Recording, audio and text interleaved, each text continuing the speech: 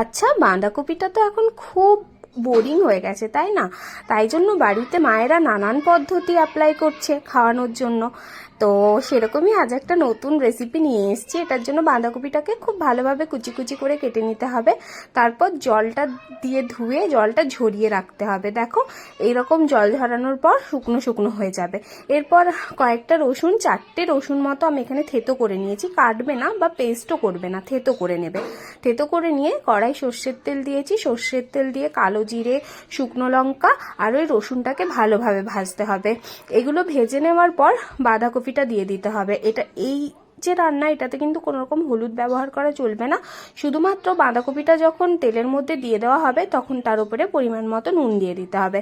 তো বাঁধাকপিটা দেখো আমি দিয়ে দিলাম, ভালোভাবে নাড়বো। নাড়ার পর নুনটা দেব, আর তারপর ভালোভাবে নেড়ে চেড়ে আমি ঢাকা দিয়ে দিব। এটাকে ঢাকা দিয়ে দিয়েই রান্না করতে হবে।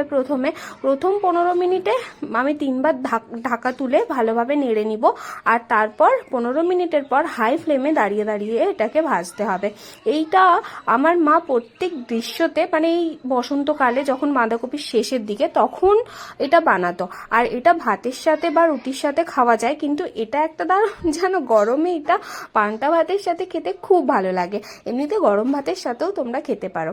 তো এভাবে একদিন বাড়িতে বানিয়ে দেখো যে কেমন লাগে, তারপর আমাকে জানিও।